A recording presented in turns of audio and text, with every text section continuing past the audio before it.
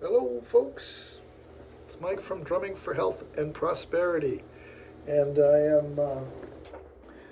I'm here today to just give you a couple of examples of the drum grooves that I've already gone over with you guys, of songs that you can line up with these types of grooves. So I'm sure you're familiar with Michael Jackson. And Billie Jean is a song that um, features the orange hat, apple hat groove.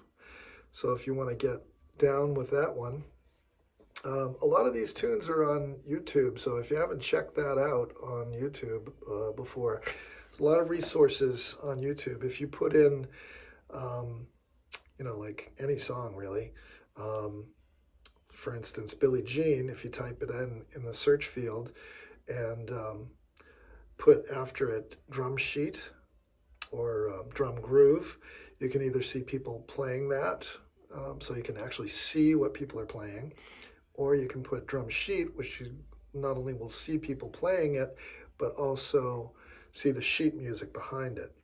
So it's kind of a good way to learn sheet music intuitively. You start to see these patterns happen. I can explain that in another video, but so anyway, Billie Jean is the orange hat, apple hat groove. You can also see an example of the orange apple hat, which I also go over on the same video here.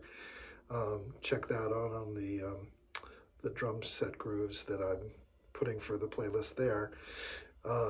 So orange apple hat would be an example of, you can see an example of that on We Will Rock You by Queen. Jack Young does a really nice version of a drum score for that song. And interestingly enough, when Queen first recorded that song, there's actually no drums in it, but it's very percussive. And everybody knows the drum groove to it. I've been teaching for a while, and I haven't experienced anyone who doesn't know that song. So that's a great groove. I bet you can find many other examples of that groove in a lot of different songs.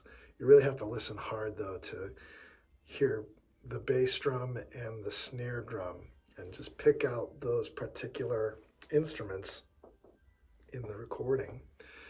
If you start like kind of getting your ear accustomed to that, you'll get better and better at understanding these types of grooves. And there's kind of a little song and dance that happens between the snare drum and the bass drum, which is kind of magic.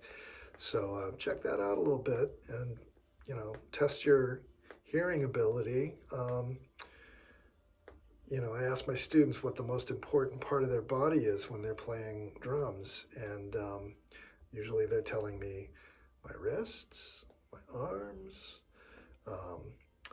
They're coming up with all sorts of different things. My fingers, um, and it turns out that the most important part of your body, as far as I'm concerned, is your ear. Listening is the best skill with finding how to play in time with others. Also, listening to other drummers play. You can learn a lot from other drummers just by listening and trying to imitate what kind of sounds they're getting out of their drums. And sometimes people get pretty creative, and you have to figure out what the heck is this guy doing to create that type of song. People are pretty inventive. Benny Greb has a lot of different type things like that. You can see a lot of creativity in his playing. Just for an example, I could go on and on. I'm not going to bore you. Anyway, check out those types of grooves. And there's also a four in the floor groove that I'm going to go over next week. So that's a little preview, a little sneak peek, sort of. Four in the floor groove would be exemplified with the song September by Earth, Wind, and Fire. So check that out.